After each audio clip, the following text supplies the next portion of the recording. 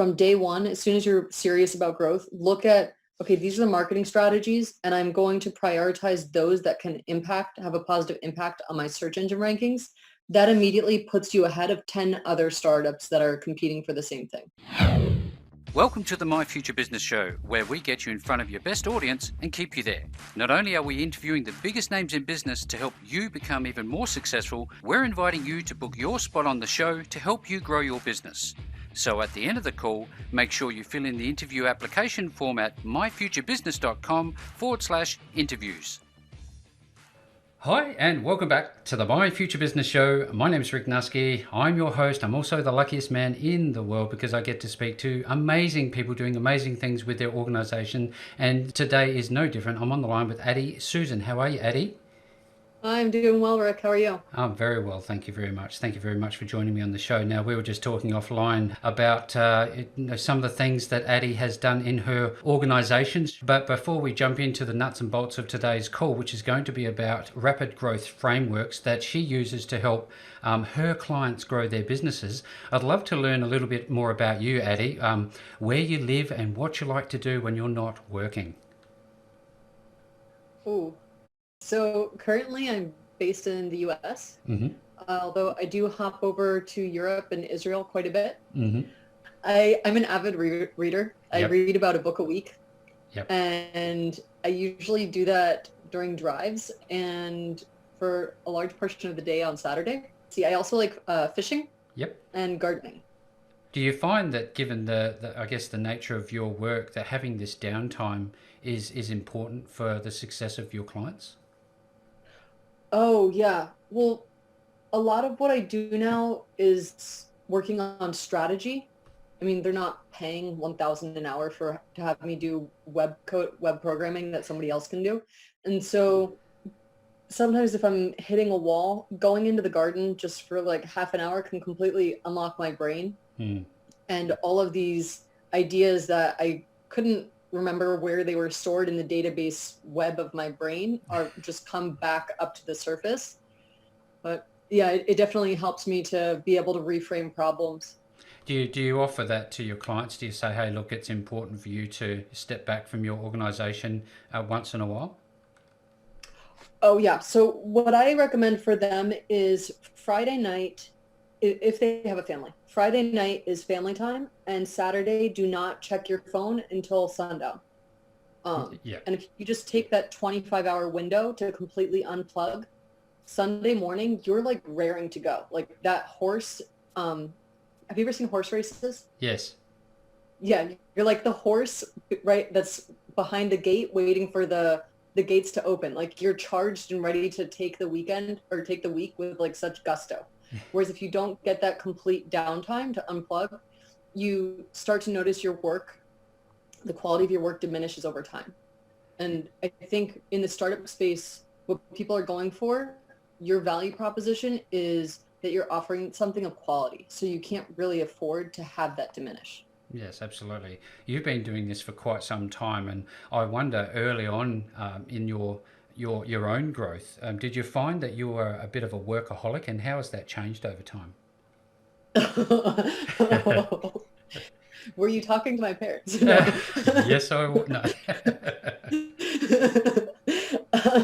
Yes. So I do have a little bit of an addiction to what I do for work. I have ADHD, and I'm not sure if you're familiar with it. Yes, I've heard of it. Okay. So with ADHD, your brain really runs on one of two tracks. It's either in like high speed bullet mode because you found something that you really want to sink your teeth into that really excites you, and you're almost addicted to it. Or there's the track where you are like looking in 1,000 different directions because your brain is searching for that next thing to sink its teeth into. And for me, that is figuring out how to get a startup to its next growth goal. And so when I've tried working like 9 to 5 at like a slow pace in the past with a few different companies, and it was not for me because I'm such a project mode type person. I usually on Mondays, I do a 16 to 20 hour day to really get the bulk of the project out, like done, and everything that's in my brain just onto paper. Yeah. And then the rest of the week I take to kind of refine everything so that it like polish it up so that it's ready for the client to view by Thursday, Friday. Yes, thank you. Thank you so much for sharing this. I know that there's a lot to unwind here, a lot of value to give to the My Future Business audience. But before we jump into some of your strategies and your modus operandi that can help everybody who's on the call today, I'd love to learn a little bit more about your educational background and whether or not much or all of that education that you've had, that formal education, has helped you grow your business. What level of value do you place on it? I actually grabbed my undergrad degree in medicinal and biological chemistry. Mm-hmm. And despite being raised by two serial entrepreneurs in the startup space, I didn't actually plan to go back into the startup space. Yeah. I thought I was going to go into something more along the lines of R&D for like a big pharmaceutical company or something along those lines. Mm-hmm. But in 2010, I was diagnosed with Lyme disease. And in 2011, I was informed that I had what is now called post-treatment Lyme disease, which means that your life expectancy is significantly shorter than the average human. So because of that, I went to a mentor. It was like, I just spent 5 years putting myself through college to find out that if I do go down this career path, I might not even live to see one drug come to fruition. To fruition. Yeah. And it was like, what if you were me, what would you do? And he was a really amazing mentor because he was in the chemistry department, so he should have been biased to pushing me in that direction because that would have been better for the brand for the college. Yeah. But he told me, listen, you have a background in the startup space. Your parents, like, in middle school, high school, you were working at their startups. So you have knowledge there. If you were to go into the startup space, by the time your quote unquote time runs out, you could have worked with anywhere from 6 to 10 startups. And he said, if you were to look back on that, would that be a life that you were happy you had lived? And so that's kind of how I got back into the startup space. Yeah, wow. Given that, we talk about being on this earth for a finite amount of time, having that thrown at you must give you that I guess that thrust forward to get things done. How busy are you and what does your typical day look like? So my work week is kind of, I don't really have like a daily schedule. I have like a week cadence, and I kind of have a checklist that I try to accomplish by the end of the week. But I also have horrible sleep habits, and I have my work week aligned with that. For whatever reason, Monday nights, I cannot sleep. I'll sleep like 3 or 4 hours. And then Tuesdays I crash. Wednesday, it looks like other people's normal work day. Thursday is usually more of I'm out and about doing meetings. And then Friday is innovation testing, on the call with different mentors, mentees, on the call with different people on my team, telling them, okay, what's new, what's hot, what do we want to try testing growth-wise next? But Monday and Tuesday are usually like deadline days. Like, okay, what are the most pressing projects that I need to get done with right now? And then Tuesday afternoon, from only sleeping a little amount, I usually crash. And then I'm back in the office Tuesday night. I do have a 3-year-old, and we do try to do family dinner, and I try to be home every night for her bedtime, for dinner, and then her bedtime routine. Yep. And I'm fairly consistent with that Wednesday through Sunday, although Monday and Tuesdays are usually just like my 2 workaholic days where I can be a workaholic and not feel too guilty about it. Thank you very much for sharing. Now, I'd love to talk a little bit more about the actual organizations that you are leading up. Could you share a little bit about those with us? The main one is actually the $1 Million Pineapple. And then under that, I have the 4 brands, which are MD9, 9X90, 9 Apple, and then my personal brand, which is ADI Pineapple. And then with MD9, that's the one where I've been helping startup founders and working with startup founders since I graduated in 2011.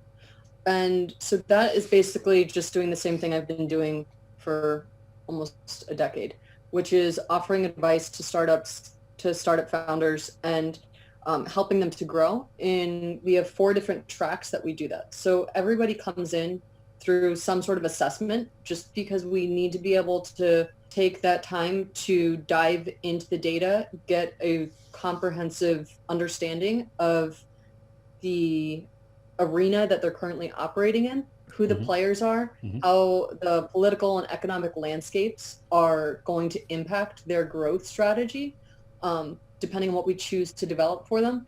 And then from there, we break down, okay, this is what we believe would be your clear plan of action to reach this objective. And then we have 3 tracks that we offer them. Like, one is we will do everything for you. You just have a weekly call with us or a bi-weekly call to check in to see what our progress is. And every Friday we're sending you a report so you can see what was done and what we're working on next week.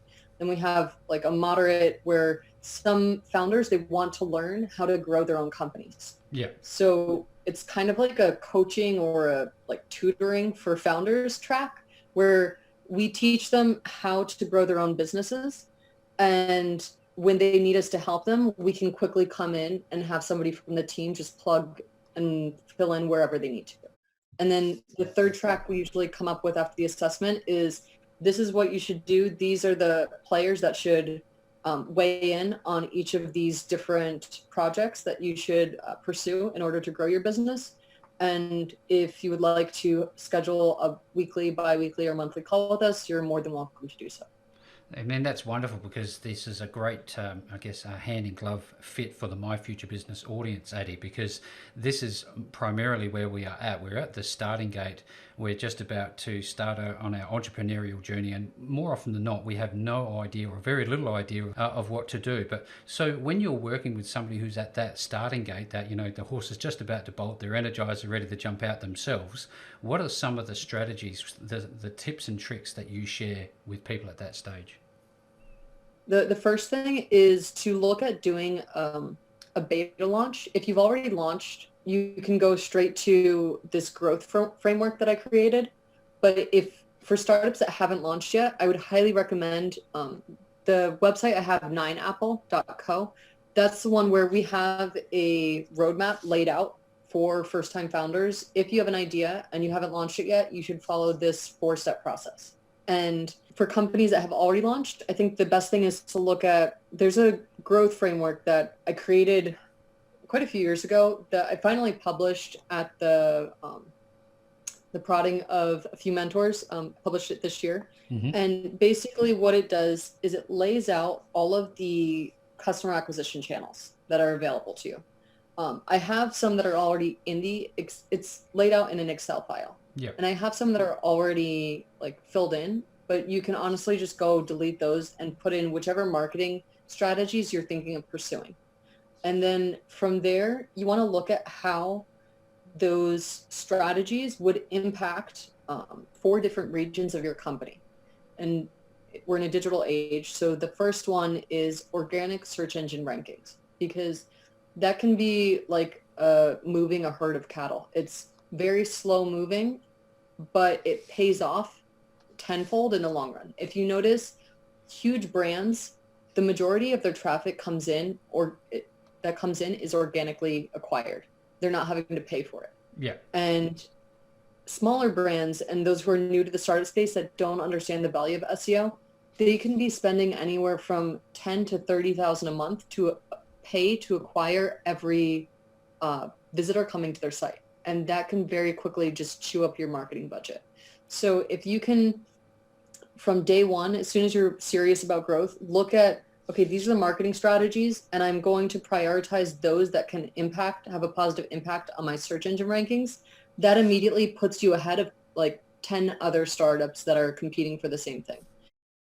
The next thing you should look at is how the strategy impacts your organic social media reach. And then from there, how it will impact your customer acquisition and retention. And then the 4th question, or the 4th factor to take into consideration, is how it will impact your internal company operations and processes. And if you ask yourself those 4 questions, the marketing strategies that are going to help you get viral growth with the least amount of effort will automatically pop out to you. I'd love to go a little bit deeper into how it would affect your operations, because that's not something I don't think a lot of people ask themselves, do they? They often think about, let's set up a marketing funnel and drive traffic to it, but they don't necessarily think of the, I guess, the impact of the outcome, which is leads and having to process those leads. How do you go about working with people that don't necessarily know too much about the operational side of it? When I work with founders who don't have a strong understanding of that, it tends to be a project where more of the burden or more of the responsibility of the growth is on my shoulders, on the shoulders of my team, simply because we're trying to protect them and make sure they don't accidentally kill their own startup before it's had a chance to take off. Yeah. But a really great example is sitting down, or a great approach to this is actually just sitting down and going through that framework with the founders. And with our growth assessment, what we actually do is go through that framework with the founders. And then when we send it to them and they have questions, we're able to walk them through, well, if you were to pursue this marketing strategy right now, it would actually not be best for your company because your team isn't in a position where they're set up to scale infinitely. Yeah. An easy, tangible example of that is PR coverage. So let's say that you have a startup and you have a team of 12 and you have a web or a marketing tool that's really amazing that a lot of people signed up for your beta list. They're excited for it to launch. And you decide that you also, on top of bringing this out to your beta group, after you bring it out to them, you refine it, you're ready for your main launch, you want to get press coverage. So we get you a feature on TechCrunch. And you have 100,000 people come to your app or your web app and they sign up for it. They're excited to use it, but it's a little bit more complicated and not as intuitive as you had thought. So people need to go access chat support, but you only have 12 employees. Your 12 employees can't scale to help 100,000 new users in one day. It's simply, there's no possible way for that to happen. And something I've seen happen on a few occasions is literally this exact situation unfold where the founders insisted. They wanted press coverage. And I was trying to explain to them, like, listen, this is not in your best interest. Be careful what you ask for. Yeah, but they insisted on it. So we got them the press coverage and I get an email in all caps, like, we need a solution for chat support now. And so fortunately, by the time the second one came around, I had a little bit more experience with chatbots, and they were the data and the solutions out there for how to create like a workflow that allowed the people to kind of find their own solutions via like a knowledge base. There was more documentation on that, so I was able to offer a solution to them. But the first startup that happened with, I was very young and very new to the startup space, and that startup actually ended up dying. Yeah. Because they couldn't. So what happened was we got the 100,000 people coming into the web app the first day, and when about 80,000 of them needed chat support and they were not able to get through, they went to social media to communicate their annoyance.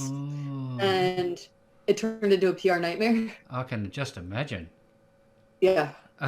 So this is about taking that, I guess, that baby steps, isn't it? And listening to your direction and again, like I said earlier, being careful what you wish for.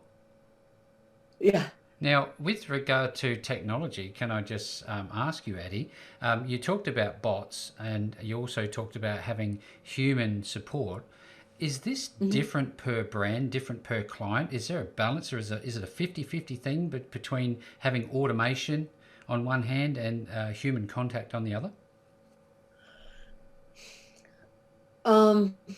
No, it's completely different for every brand. I mean, if you went to the Ritz-Carlton, What would you think if there was a robot behind the desk to greet you or to make your drink? Give it You'd 25 be years, I like, don't know my answer, but today I'd be a little bit taken aback by it, I think.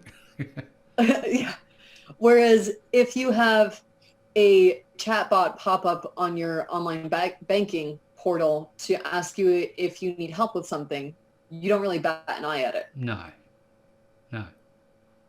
Yeah, so it really is something that is unique to every business model. I think bringing automation into your company, if and where you can, is amazing. Um, Although trying to force people to accept your bots in a place that's not currently socially acceptable is not always the best approach Yeah. for young businesses that are trying to make a name for themselves and build trust in the market. It's just that idea of making sure you've got your resources available as part of your startup strategy, which is exactly what you do, isn't it? Yes. Now, I'm sitting here and I look at what we've talked about, and I think to myself, every brand is different. There are humans behind each brand. Let's talk about brands and what do you do to help develop somebody's brand identity? Oh, I actually made a guide on this because so many people were asking about it. Mm-hmm. Because some people just let it happen organically, don't they? Whereas other people have like a concerted effort. This is exactly what I want things to look and feel like. This is the color scheme. This is how I want our communications to be. It's quite complex, even though it sounds simple, doesn't it? You have to have these firm beliefs loosely held. Have you heard that term before? Vaguely, yes. Okay, so I've had in my own personal company, 9x90. It originally launched as a female founder's knowledge base, but I couldn't get any traction there. And I had a lot of like excited and eager people in another space. So I realized when it began to take off in a different direction that I needed to rebrand to an identity that those people would resonate with more. But figuring out the brand identity that people are going to resonate with, I think starts with figuring out, okay, who is my ideal customer and what is the jargon that they're using right now? What are Mm-hmm. they doing on a regular basis? What kind of brand, if they were to hang out with a brand and I were to make a brand that was a person, what would they feel comfortable with and what would they trust and feel at ease with interacting with and engaging with on a regular basis? And you kind of, when you ask those questions, your brand identity should unfold itself. And sometimes, I mean, it's happened to YouTube, it happened to Snapchat, it happened to me with 9x90. Sometimes you create a brand thinking this is my ideal customer, and other people come in and say, hey, actually, we would love your product and love to use it in this way, like so much more than those people. Why don't you come over here? And you do have to rebrand. But even when you rebrand, you still want to go back and look at the data and see what the data tells you as far as it goes for, okay, which jargon should I be using? Which colors should I be using? Are Mm-hmm. these colors going to build trust? What kind of fonts should I be using on the website? What kind of archetype do I want this brand to have? And what sort of emotions do I want to leak out of the design and the tone of voice that's used by this brand? It's one of those topics that I often think about because I remember being involved in an organisation that was trying to go through this standardising of colour schemes and the way we communicated with organisations and clients, and it wasn't actually as easy as it would seem. Now, in terms of an organisation that's just starting up, they've got, like you said earlier, a dozen employees. What are some of the strategies that you get them to follow to start using what you say that they should be using? Typically, when I come in, the organization is starving for growth or starving for a solution. Mm-hmm. So getting them to adopt the solutions that I'm suggesting isn't too difficult. I do charge a higher hourly rate. People pay between 1,000 and 1,200 an hour for me to be working and offering my advice. Mm-hmm. And you don't usually call somebody and pay them that much per hour if you don't want to take their advice seriously. Yeah, yeah, absolutely. The person that's paid you that money, the founder, may well know that, but what about their troops? They don't know you from a bar of soap. They're one step removed from you.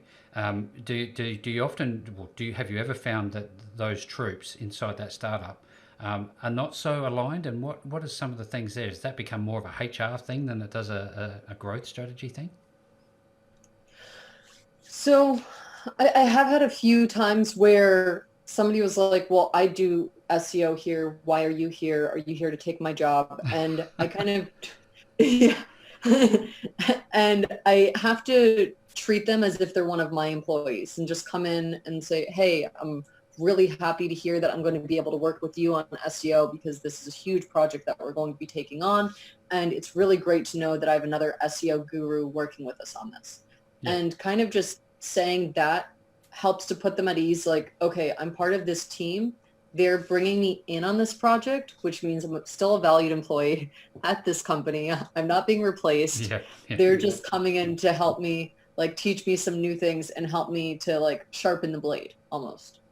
Like, the knife is not, doesn't need to go to the trash. It just needs to be sharpened. Yeah. A lot of people act like that, I guess, as employees. They're fearful. They're trying to protect what they've worked to build in their position within there. So when you look at creating your strategies, Addie, what sort of timeline are we looking? We're looking 12 months, 6 months, a couple of years? How long does it take to actually see results when you're working with people? It depends on what the goal is, how big the company is, and what we are actually getting to work on. For example, a few years ago, I worked with this one company. It was an idea on paper.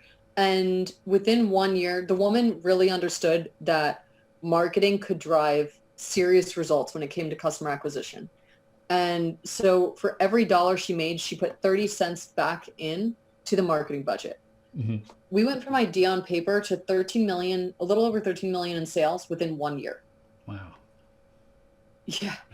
But other people, they have this idea that marketing is a cost center. They don't realize that it's their profit center. It's a profit center. So yeah. So for them, we're not going to get as amazing, these incredible results simply because they're not putting that budget behind that. They're not investing their money there. They're choosing to invest into hiring more salespeople or into growing in some other way. Or maybe they don't even prioritize growth that much. I've seen people who are only investing 10% of revenue into growth. And then they're wondering why they're not getting the same results as somebody who's investing 30%.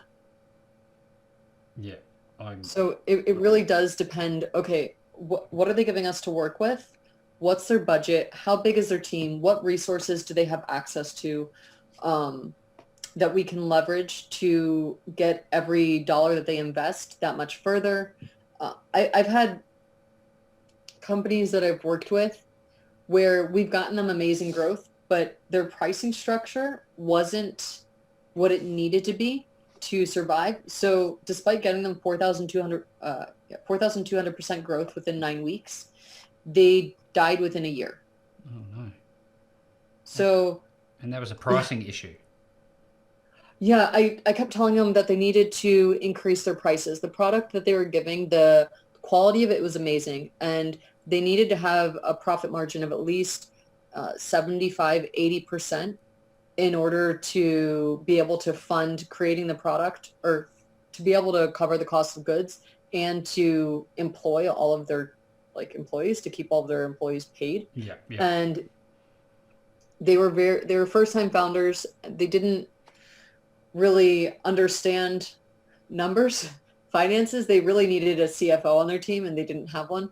And so they died, within a year, which is kind of ironic because we got them to try continental expansion. They were in Europe, North America, and South America within that year, and they died because they just ran out of money. Well, there's some sage inputs and insights into what to be aware of for everybody who's on the show today. Now, we've talked a little bit, Addie, about social media, but we haven't necessarily talked about metrics of social media. Where right now do you think the most benefit for an organisation looking to grow would possibly go to? Would it be a LinkedIn? Would it be Facebook? Where would it be?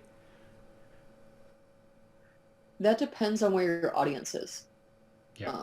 Something that a lot of people don't understand is that just as we have groups in the human world, like you have, oh, well, Silicon Valley is where people are drawn to if they're really into tech. And if you want to be in the finance space, obviously you should be in New York or London. And if you are more into this, you should be in that city. The digital space is the same way. So if you find people who tend to be very driven and they're career focused, they're very ambitious with their career goals, you're going to find them on LinkedIn. Mm-hmm. If people are going to connect with friends and family, and they're going to be on a different platform. And you also have like age groups are drawn to different platforms based on the user experience. A really great resource to look at when deciding which platforms to be active on, because in the beginning, when you're a small team, you can't all be active on every single platform. The quality will diminish and people won't want to engage with a low quality content on these different platforms. So you really have to pick like one or two and just be present, be there with your users, engaging with them on that platform. So to decide which platform you're going to go for, a great resource is Pew Research in the US, and it breaks down for you who is on which platform by income, by age, by gender, and like all of these different things. I do have a market research guide that I recommend people go through when they're first launching their startup, just to learn as much as they can about who they're trying to reach out to. Mm-hmm. Mm-hmm. And with that guide, I do list like a few other sources under there where you can find, okay, this is where my people are when they go online. This is where they're going to. This is where they're drawn to. If you go, for example, to Reddit and you go into one forum, you might find people are very sarcastic and they're very cutthroat. And then you go into another forum and you find people are very supportive and they're engaging and they're going to give you high quality feedback. You have to look at the whole social media landscape as a bunch of different clubs, almost like when you went to college. I'm looking at your growth framework that you've just published, and you're using a tool that I know and love, but I'm always a little bit unsure about how to use it. You're talking about your growth framework and how it's designed to help you 80/20 every potential customer acquisition channel. Could you talk a little bit about that for us? Yes. So are you familiar with the 80/20 principle? Yes, I am. Okay. So in the startup space, time is finite. You're constantly racing against the clock. And with that, you have to look at using the 80/20 principle with customer acquisition. So there are certain things that I could spend hours on for search engine optimization to try to rank for this one keyword. Or I could go for a phrase that people are also typing in that's a little bit less competitive and might be a little bit more niche. And I could spend a fraction of the amount of time on my SEO work just to rank for that phrase instead. Yeah. And basically what you want to do with the framework is you want to go through it and you put in your ideas for what you want to, like the different tactics you want to use to acquire a customer. And then you ask yourself the 4 questions. How does this impact my organic search engine rankings? How does this impact my organic social media reach? How does this impact my whole funnel conversion and retention? How does this impact my internal company operations and processes? And the growth framework has the 3 colors. So when you put in the gold color, then that's okay. It has a positive impact across all 4, or it only has a positive impact on 3 columns. And when you go through and analyze each marketing acquisition strategy using this really simple 3-color identifier of positive impact, no impact, negative impact, very quickly you should notice, okay, so these 10 strategies I thought were all equal, but in reality, only these 3 have a positive impact across the board.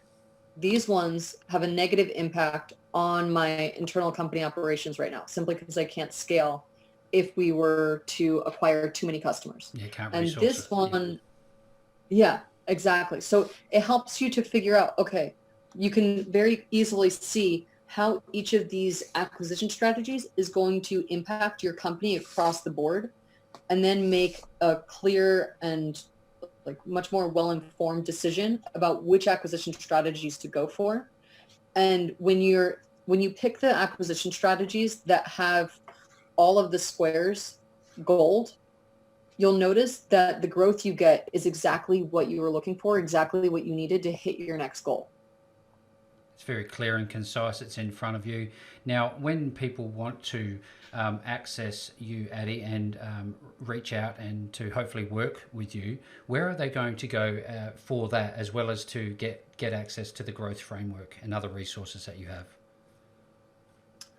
The growth framework they can get through LinkedIn, or they can also get it through the my personal brand website, which is addipineapple.com. If they're wanting to work with my team on a growth solution, then md9.co is the best place to find me. Well, thank you so very much for that, Addie. Now, everybody was on the call today, as is normally the case. I will be doing a write-up. I will be providing the links back to Addie and her wonderful team. Addie, thank you so very much for spending some time with me on the My Future Business show today. Rick, thank you so much for having me. I really appreciate it. Thanks for joining us today. If you enjoyed the call, then make sure to subscribe, leave a comment, share us with your friends, and book your spot on the show at myfuturebusiness.com/interviews. And if you're looking for solutions that will help grow your business, then visit myfuturebusiness.com/shop.